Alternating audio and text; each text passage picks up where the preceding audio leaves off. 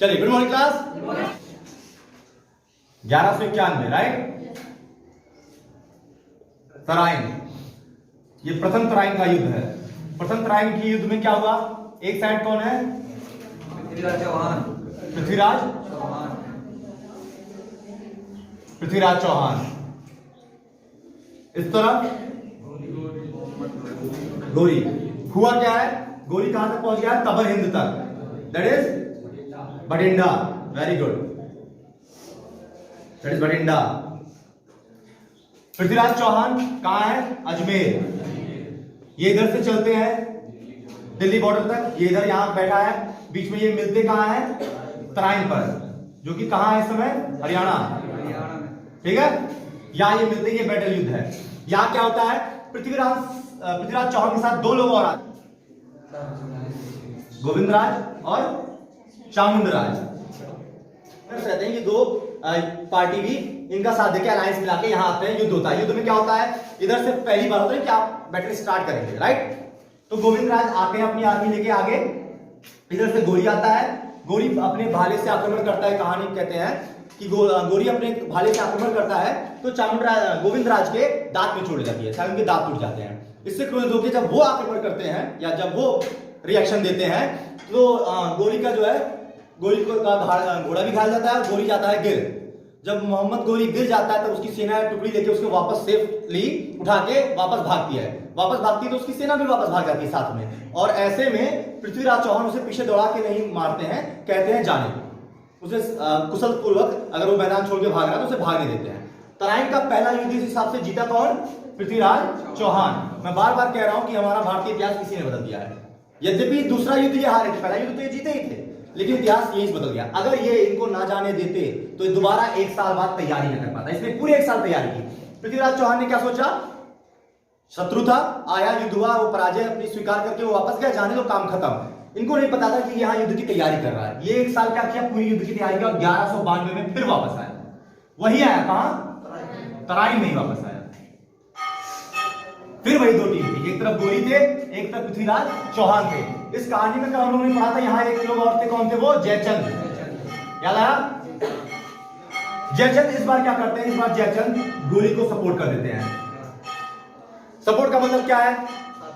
साथ दे देते हैं, कुछ इंफॉर्मेशन देते हैं। उसके बाद भी क्या होता है? दोनों सेना तराइन पे मिलती है। गोरी द्वारा संदेश भेजा जाता है पृथ्वीराज चौहान को कि हम आपसे युद्ध करने नहीं, बस संधि करने आए। क्योंकि इनकी सेना निश्चिंत हो गई और रात भर पार्टी की। जब पता है कि युद्ध नहीं होना सुबह, तो थोड़ा फ्री माइंड हो गए लोग, पार्टी शार्टी की है, आराम से 3-4 बजे सोए, ठीक है। अब 3-4 बजे ये सोए, सुबह सुबह गोरी की सेना ये मसाल जलाए थे, रात भर पार्टी शार्टी चली, गाना डीजे, ये बात इनको दिख रही है। तो ये भी ये जताने के लिए कि हम भी पार्टी कर रहे हैं, कोई बात नहीं, हम कुछ रणनीति करें, इन्होंने मसाल तो जलाए और चुपचाप सो गए थे। और टाइम से सुबह उठ के धोखे में यार सोती हुई सेना थी, उस पर आक्रमण कर दिया।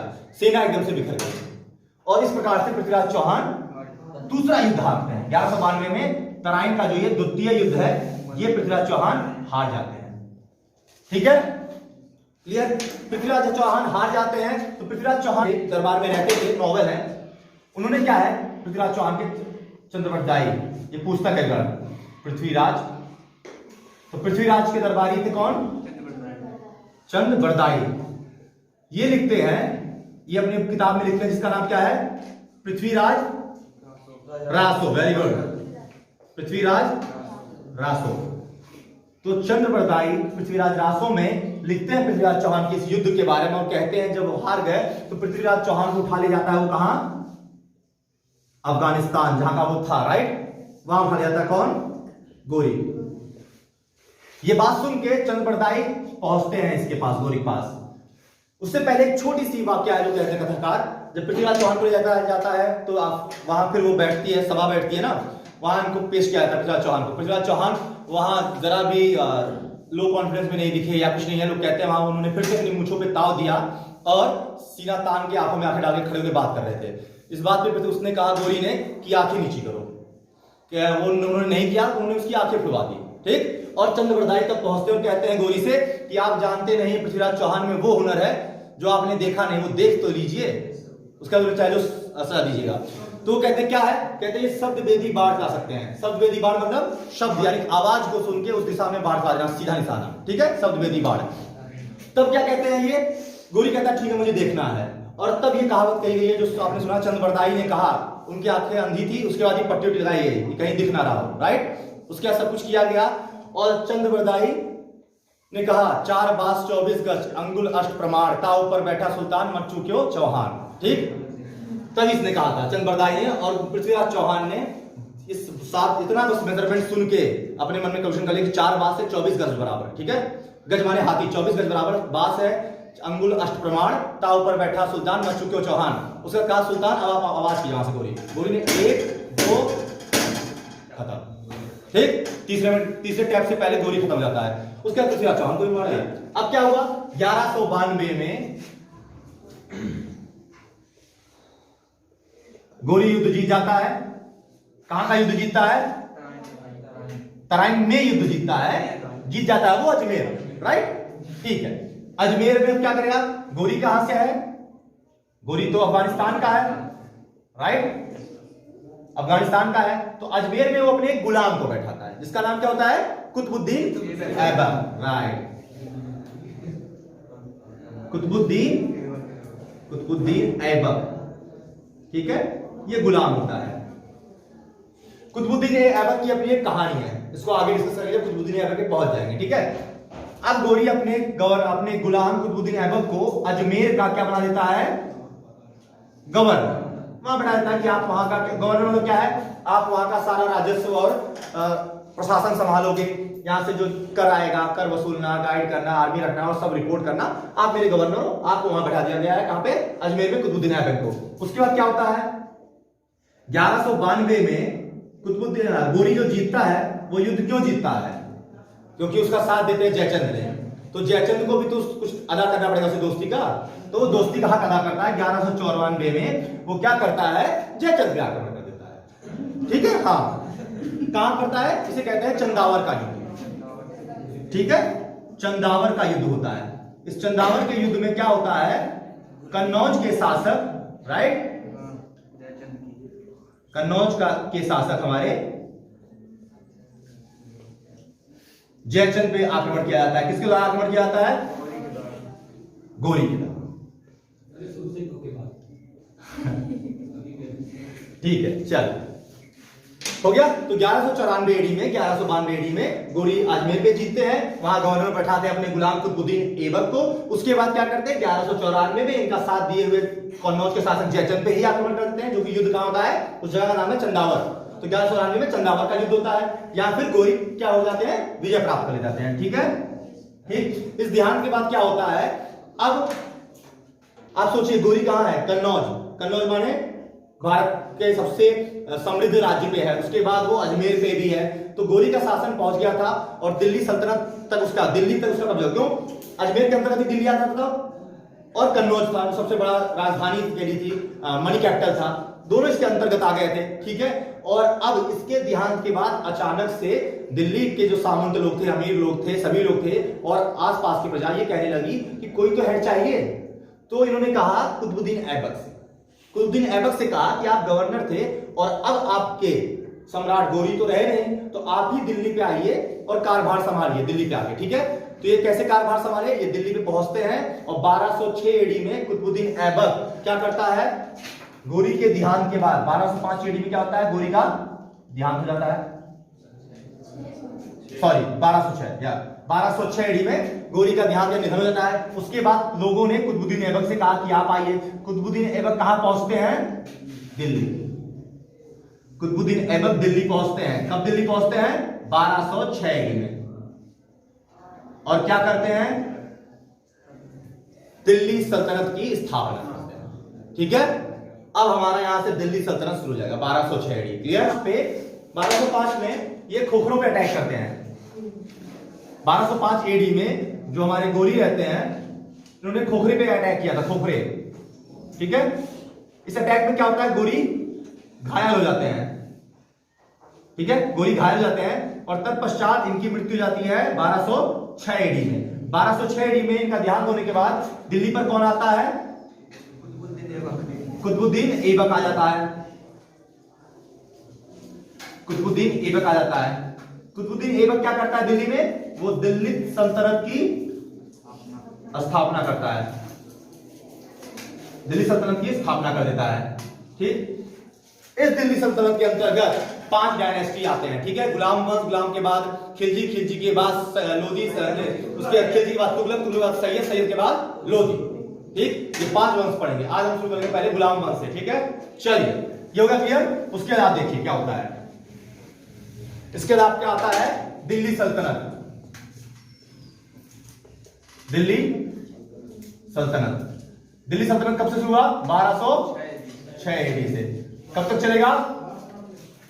हाँ नहीं, वो सिर्फ गुलाम वंश है। पूरा दिल्ली सल्तनत चलेगा आपका 1526 तक, जब तक बाबर के द्वारा लास्ट इनके लोधी वंश को हरा नहीं जाता। राइट, तब तक चलेगा दिल्ली सल्तनत 1526। क्लियर? इसमें सबसे पहले कौन आएगा? गुलाम वंश, उसके बाद खिलजी, खिलजी वंश, यही अलाउद्दीन खिलजी फिल्म हमने देखी है। राइट, खिलजी वंश के बाद कौन आएगा? तुगलक, उसके बाद सैयद, लास्ट लोधी। चलिए इतना हो गया। इनका टाइम पीरियड है 1206 से लेके 1290, 1290 से लेके 1320, 1320 से लेके और 1414 से लेके 1451, 1451 से लेके 1526। ये रहा हमारा पूरा दिल्ली सल्तनत। इसकी शुरुआत कहां से होगी? आज गुलाम वंश से। क्लियर? तो दिल्ली सल्तनत की शुरुआत किसने की? दिल्ली पे आके दिल्ली सल्तनत की शुरुआत करने वाले पहले थे कुतुबुद्दीन ऐबक। ठीक है, ये दिल्ली सल्तनत इन्होंने क्या किया? गुलाम वंश। ये गुलाम वंश की, ये दिल्ली सल्तनत की स्थापना के बाद ये गुलाम वंश जो था, गुलाम वंश कब से कब तक चला? 1206 से लेके 1290 AD तक चला। इससे पहले थोड़ा सा ऐबक की स्टोरी जान लेते हैं, स्टार्ट करते हैं। ये कुतुबुद्दीन ऐबक कौन था? ये कुतुबुद्दीन ऐबक एक्चुअली एक गुलाम था। ठीक है, इस गुलाम को काजी ने खरीदा था बाजार से। ठीक है, अफगानिस्तान की बाजार से। काजी का नाम क्या था? मोहम्मद कुकी। आपको अगर कुकी याद रहेगा तो काफी है। कुतुबुद्दीन अब्दुल अजीज कुकी, अगर कुकी याद रहा तो काफी है। ठीक है, काफी लंबा नाम था इनका, मोहम्मद फारुद्दीन अब्दुल अजीज कुकी। ठीक है, क्या किया इन्होंने? गुलाम खरीदा। ठीक है, गुलाम कौन था? ये ऐबक ही था। इस गुलाम को अपने पास रखा और काजी ने इनको कुरान पढ़ा, सिर्फ नमाज नहीं, पूरी कुरान इनको रट गई। ठीक है, उसके बाद क्या किया? इन काजी ने इसको ले जाके गोरी को दे दिया। ठीक है, गोरी के पास रहने के बाद इस गुलाम ऐबक ने क्या किया? गोरी की बहुत ही ईमानदारी से सेवा की, जो काम कहते थे वो काम करते थे। गोरी को ये धीरे धीरे काफी पसंद आने लगी, काफी अच्छा गुलाम है, काफी टैलेंटेड भी है, पूरी कुरान इनको कंठस्थ है। ठीक है, और कुरान को ये मुंजवानी पढ़ जाते थे, इसलिए इनका एक नाम पड़ा कुरान खा, कुरान खा, क्योंकि मुंजवानी को पूरी कुरान याद थी। ठीक है, इसलिए इस गुलाम का नाम क्या पड़ा? कुरान खा। किसका नाम पड़ा? ऐबक का, कंफ्यूज मत होइएगा। काजी ने ऐबक को किसको दे दिया? गोरी को। ठीक है, नाम क्या पड़ा? कुरान खा। गोरी ने इनको क्या काम दिया? वफादारी देके, निष्ठा देके इनको एक काम दिया कि आप जो हमारे जो पूरे होते ना, सारे घोड़े होते हैं, अस्तबल होता है, पूरे अस्तबल और घोड़ों का इन्हें चीफ बना दिया। ठीक है, इस पोस्ट को क्या कहते? अमीरे आखुर। ठीक है, इस पोस्ट को, यानी कि अगर आप हेड है या चीफ है पूरे अस्तबल के, पूरे कैवलरी के, क्या होता था? वो जो घोड़े थे, नॉर्मल घोड़े थे, वो घोड़े थे जिन पे सैनिक युद्ध किया करते थे। तो समझो आप पूरे आर्टिलरी के हेड हो, तब के लिए घोड़ा आप तब के आर्टिलरी बराबर है ना। अगर आपके पास बुफोर्स, जीप, मिसाइल्स, रॉकेट नहीं रहेगा, एरोप्लेन नहीं रहेगा, तो आप जल्दी से आर्मी को नहीं पहुंचा पाओगे, खुद नहीं पहुंच पाओगे। तो तब घोड़े थे कि फटाफट हमारी आर्मी पहुंच जाए बैटल युद्ध में, हमारे गुप्तचर जल्दी आया जाए, हमारी ये ट्रांसपोर्टेशन थे। तो ट्रांसपोर्टेशन मिनिस्टर इनको बना दिया, क्या समझो, ये काफी बड़ी पद है। राइट, और इसका नाम क्या था? ठीक है, क्लियर है? अब इनको गोरी ने क्या किया?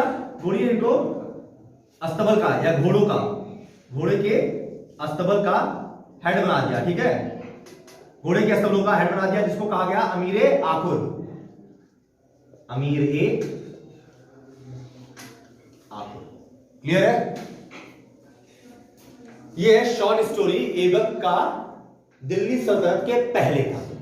इसके बाद क्या हुआ, मीर आखुर के बाद उनको अगला पद क्या मिला था, अजमेर का गवर्नर बन गए थे, राइट। वहां से हमें पता है। उसके पहले की स्टोरी मैं आपको बता रहा हूं, कंफ्यूज मत होइएगा। ये पहले की स्टोरी है कि पहले ये अफगानिस्तान के एक बाजार में गुलाम के तौर पे थे। इनको खरीदा किसने, काजी ने था। काजी का नाम मोहम्मद फखरुद्दीन अब्दुल अहमद कुकी, ठीक है, अजीज कुकी। इसके बाद क्या किया, मोहम्मद कुकी ने इसको कुरान पढ़ाया और सिखाया और उसके अल्लाह के गोरी को दे दिया। वहां इनको नाम देखा कि कुरान पूरा कंठस्थ याद, इनका नाम पड़ा कुरान खान। गोरी की सेवा करते वक्त ऐबक ने गोरी का मन जीत लिया, भरोसा जीत लिया। गोरी ने उन्हें क्या किया, घुड़सवारों के या अस्तबलों का पूरा हेड बना दिया, जिसका पोस्ट का नाम था आमिर ए आखुर। क्लियर है। ये स्टोरी है अजमेर के गवर्नर बनने के पहले पहले की कुतुबुद्दीन ऐबक की। उसके बाद कुतुबुद्दीन ऐबक अजमेर के गवर्नर बनते हैं। उसके बाद कुतुबुद्दीन ऐबक क्या बन जाते हैं, दिल्ली सल्तनत के स्थापना करने वाले व्यक्ति बन जाते हैं, स्थापना करते हैं दिल्ली सल्तनत की। क्लियर है। प्रतिभा सल्तनत बन जाते हैं ऐबक, तो कहा जाता है कि ऐबक काफी दयालु टाइप के थे। धीरे धीरे स्ट्रगल करके इतने ऊपर आए थे, तो इनके बाद जो भी मदद मांगा जाता था उसे लाखों में मदद देते थे। जा ऐश कर जिंदगी जी ले, मजे ले, ठीक है। हाँ, जो आ जाए उनको लाखों में दान क्या करते थे, तो बड़ा ही दानदाता टाइप के थे। जो इनकी मदद मांगने अगर आ गया कोई कुतुबुद्दीन ऐबक से, तो समझ लो उसको लाखों में दान देते थे, हैव फन कहते थे, ठीक है। तो इनका नाम पड़ गया लाख बख्श। हाँ, कि लाखों में बख्शीश देते थे, राइट। क्लियर है। तो ये कहानी से याद आएगा, आप लाख बख्श नाम पड़ गया इनका, लाखों में बख्शीश देते थे, लाख बख्श नाम पड़ गया। एक नाम क्या पड़ा था, कुरान खान। एक नाम इनका और पड़ा था हातिम। ये तीन इनके नाम से पूछे जाते हैं। कुतुबुद्दीन ऐबक और के नामों से जानता है, या हातिम किसका नाम है, लाख बख्श किसका नाम है, कुरान खान किसका नाम है, तीनों इन्हीं का नाम है, ठीक है। इन्होंने कभी भी खुद को सुल्तान घोषित नहीं किया। इन्होंने कभी भी कोई भी खुद के द्वारा चलाए गए सिक्के नहीं चलाए, ठीक है। इससे पहले सिक्के जो चलते थे वही चले। कौन से सिक्के, गोरी द्वारा चलाए गए सिक्के, जहां एक तरफ गोरी का नाम होता था और दूसरी तरफ लक्ष्मी की मूर्ति या कह लो आकृति होती थी, ठीक है। ये सिक्का इन्होंने उसी सिक्के को कंटिन्यू किया, कोई सिक्का नहीं चलाया, ठीक है। संस्थापक, कहां है संस्थापक का, ये सल्तनत, दिल्ली सल्तनत, ठीक है। दिल्ली सल्तनत का संस्थापक था। कौन था संस्थापक, ऐबक। ऐबक जो संस्थापक था कहां का, दिल्ली सल्तनत का। क्लियर है। और क्या क्या ऐबक ने, ऐबक ने कोई सिक्का नहीं चलाया, कोई सिक्का नहीं चलाया, लिख रही है। ऐबक ने कोई सिक्का नहीं चलाया। ऐबक ने और क्या नहीं किया, ऐबक ने सुल्तान की उपाधि नहीं ली, सुल्तान की उपाधि नहीं ली,